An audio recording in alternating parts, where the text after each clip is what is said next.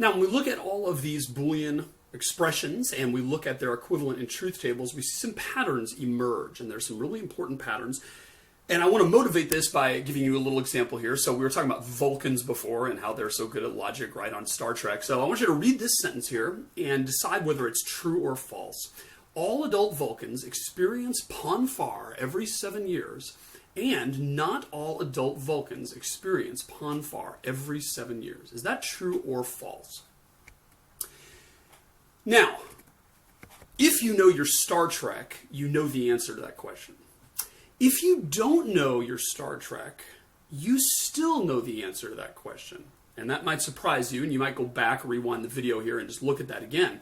But I'm going to claim that you know the answer to that question simply by means of logic, whether or not you've ever heard of a Vulcan or ever heard of pon farr or even know what 7 years means. Okay?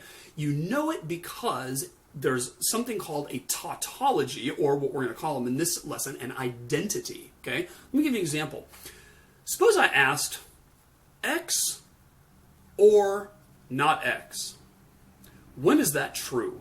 So this is an example like we did before, right? And we said, we can work it out with a truth table. In fact, this truth table is really small because there's only one input here, right? 0 and 1. So let's work this out. That's X. What's not X? Well, not X is going to be 1, 0. Because if X is 0, then not X is 1. And if X is 1, then not X is 0. And now let's figure out X or not X, which is our final answer. And so we're going to say 0 or 1 is 1, 1 or 0 is 1, and that is our answer. Now, you notice that this is always true. And that tells us that this expression right there is, in fact, always going to be the case. This is actually a relatively controversial one, believe it or not. In logic, they call this the law of the excluded middle, and there's been a lot written on the assumption that if something is true, or excuse me, something's always either true or false, can never be neither one, right? And there's some actually deep things that are way beyond the scope of this class that come up there, but interesting fact that there's been some debate about sort of the meaning and what you can derive from that. But looking at this from a purely logical point of view, what it simply means is that either X or not X is always true, right? And when you reason that out intentionally, you can see why. Because if X is true, then it's true. If X is not true, well then not X is false, and then that's true, right? So you're always going to get one or the other, and you're going to end up having that. So that is something that we can always count on being true, regardless of what X stands for. Okay, here's another one. X and not X. Not that puppy. What's that going to be? Well, if I have X, that's 0 and 1 are the two possibilities. Not X is going to be 1, 0. So now I'm going to make X and not X. X and not X is going to be 0 and 1 is 0. 1 and 0 is 0, because in neither case are they both true. So now we do not X and not X, and we get 1, 1. So again, this is something that is always guaranteed to be true. This is true no matter what X is. If X is the proposition that George Washington was the first president of the United States, that is true. If X is the proposition that George Washington was the third president of the United States, that is true. If X is the proposition that all adult Vulcans go through pon farr every 7 years, that is true, right? It's absolutely true that it's not the case that something and its opposite can both be true. That's what that breaks down to in basically, words. That's what it breaks down into thoughts. And if you have any doubt about that, work it out with truth tables, and you'll realize, wow, no matter what X is, it could be true or false, which really are the only two possibilities, right? I am always going to get true, and therefore that is a tautology. That is something that is guaranteed to always be true. Okay, let's do a couple more, little bit more complicated examples. Let's do some with two variables. And again, these things are super obvious when you think about it, but let's work it out with truth tables. Is this always guaranteed to be true? And I think you'll realize it is, because that says if X and Y are both true. Oh, I'm sorry, I forgot my little arrow there. This is supposed to be an applies sign, right? Okay, If x and y are both true, which is what the left-hand side means, right? X and y are both true. Does that imply that y is true? That's what this basically means, right? And of course the answer is yes. If x and y are both true, then clearly y is true, and for that matter, x is. I mean, that's what x and y means, right? So just to verify that this works out with truth tables, let's do it. Let's make our x and y, and again, there's 4 possibilities of our inputs now because we have 2 different inputs, each of which can be 0 or 1 independently. Let's figure out what x and y is. That's going to be 0, 0, 0, 1. Now let's figure out what x and y implies y is. Or if we like, we could have named this something else. We could have called this happy face or whatever, and we could have said happy face implies y. But I have enough room for this smaller one, so we'll do it that way. Now, remember what implies means. Implies says if the left-hand side is 1 and the right-hand side is 0, then you're a dirty, rotten liar. But in any other case, it's fine. So what we're going to see is, are there any cases where we have a 1 in that column, because that's the left side, right? And a 0 in that column? And the answer is no. We have a 0, 0, we have a 0, 1, we have a 0, 0, and then we have a 1. Oops, watch out, better have a 1 over here too, and we do. Therefore, this is 1, 1, 1, 1. Therefore, this is always true. Okay? Just a word of the wise, by the way. Remember that this and this and this are all, and actually this, those are all commutative operators. So you remember that from our sets, right? You're guaranteed to get the same answer if you say A and B, and also if you say B and A, right? Those are the same, which is why I've been sort of loose in what order we write our columns on when we work out some of these examples, right? But just remember, big red flag here, that is not commutative. And the way you can tell that by the truth table, if we make the truth table for x and y, and here's 0, 0, 0, 1, 1, 0, 1, 1, let's do x or y. That's going to be 0, 1, 1, 1. And let's do x or y. That's going to be 0, 1, 1, 0. And now let's do x implies y. And that's going to be 1, 1, 0, 1. The reason this one's not commutative is because with these two here, we could flip the order of x and y and end up with the same thing, right? They're symmetrical. And that basically boils down to, right, if I take these 2 rows and swap them, I'd end up with the same truth table here, right? If I had 0, 0, 1, 0, 0, 1, 1, 1, then basically I'd be interchanging x for y. And of course I get the same thing here because I'd get 0, 1, 1, 1 in either case. For XOR, that's also true. If I swap those 2 rows, I end up getting the same thing. But for implies, it's not true. Swapping those 2 rows gives you a different truth table. That would give you the 1, 0, 1, 1 truth table, right? Which is not. That's reverse implies or whatever, right? So just word to the wise. You can't count on implies being commutative because it's not, right? Let's do another one here. What if I have this? X or Y and not y. And I want to say, does that imply x? In other words, is this thing here something that is always true? And again, if you work it out intentionally, you'll realize that it is the case, right? Because this is saying x or y or both are true, right? This is saying one of these 2 things is true. Now, in addition to that, we also know another fact, because that's and, right? So one of these 2 is true. X or y, one of them, or both for that matter, is true. But then we're saying we also know that y ain't it, baby, because y is false. So if x or y, one of those has to be true, and it's the case that y is not it, well, then x has got to be the one that's true. That's the only way it can work out.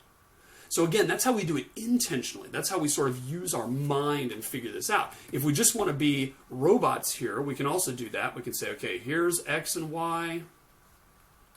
Okay, here is x or y. That's going to be 0, 1, 1, 1. Here's not y. That's going to be 1, 0, 1, 0. And then what is x or y and not y? That's going to be this column and that column. So we say, in what rows are they both true? Well, not that one and not that one, but yes, that one and not that one. So now that has given us this whole thing. And so now let's figure out what we'll call this happy face. What's happy face implies X, because that's exactly what our whole thing here is. Happy face implies X, right? So now I need to take this column right here on the left-hand side of the implies, and this column here on the right-hand side of the implies. So I need to ask, are there any cases where there's a 1 in this column and a 0 in this column? And the answer is not for the first row, so we're okay there. Not for the second row, so we're okay there. Not for the third row, so we're okay there. And not for the fourth row, we're okay there. Therefore, this is golden, platinum, count on it. That is definitely going to be true. It is always the case that if X and Y, one of those or both is true, and you later discover that Y is not the one that's true, then we know that X is true, we can take it to the bank.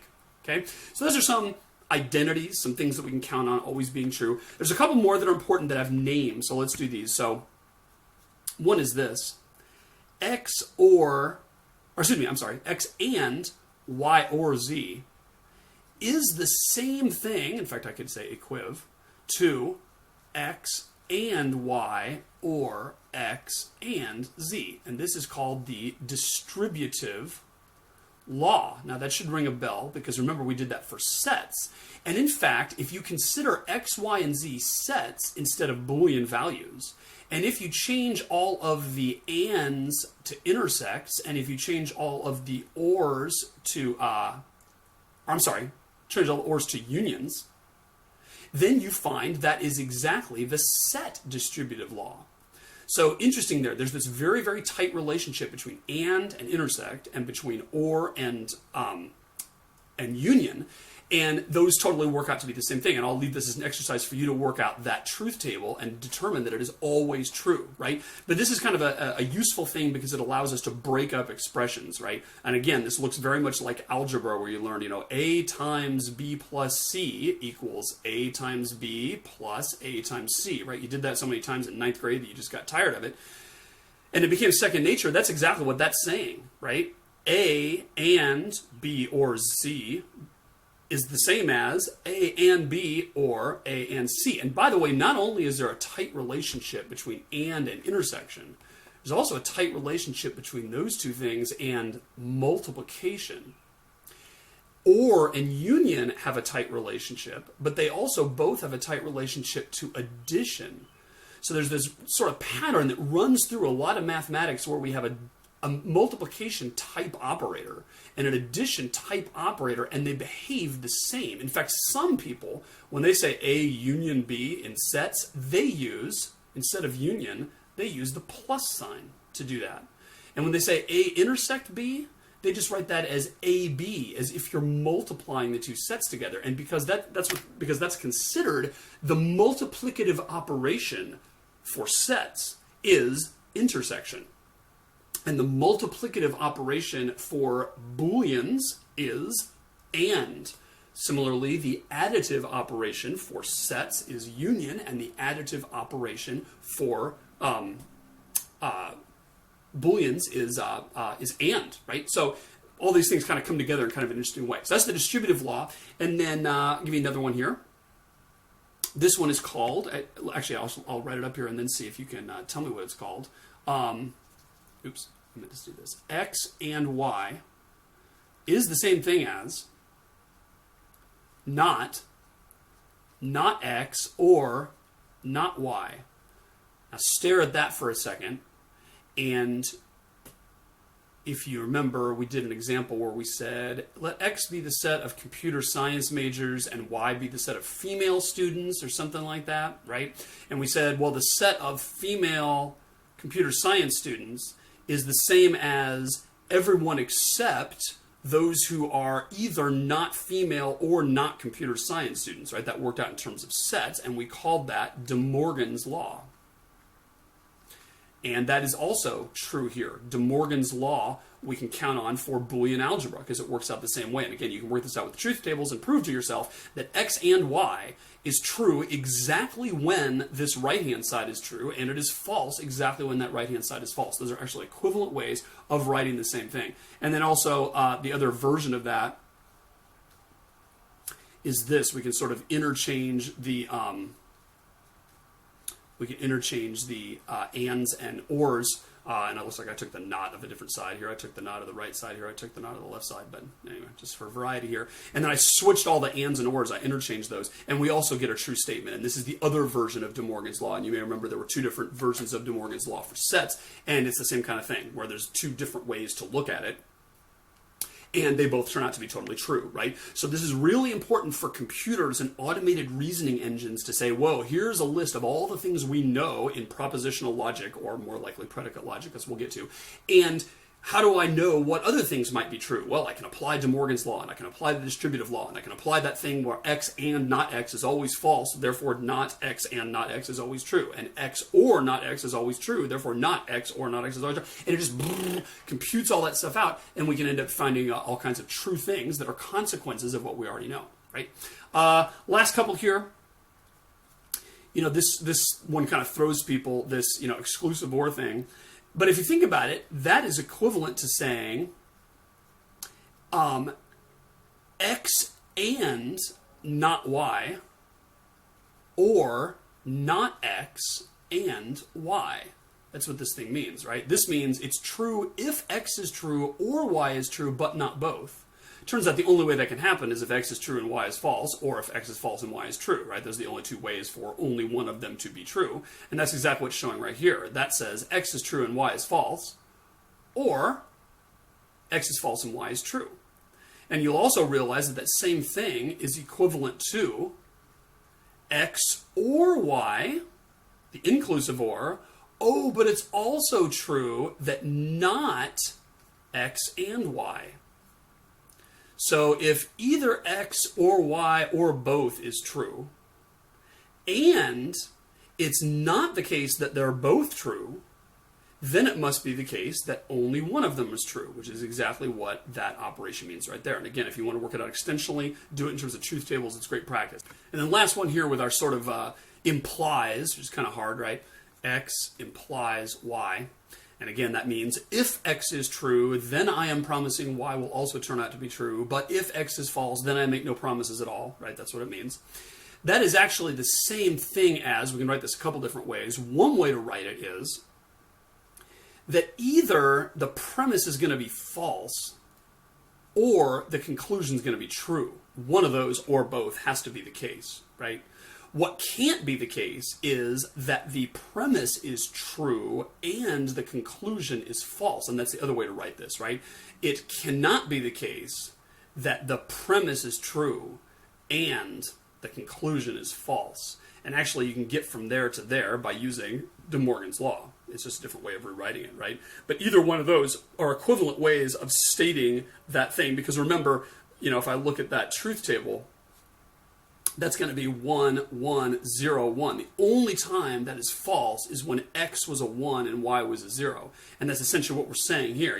Either x is going to be 0 or y is going to be 1 or both, because that's what it means when I say this, that one of those two is going to be true or both. And the other way of saying it is that it ain't that row. That's another way of saying it ain't that row. It is not the row where x is a 1 and y is a 0 is another way of sort of saying that, right?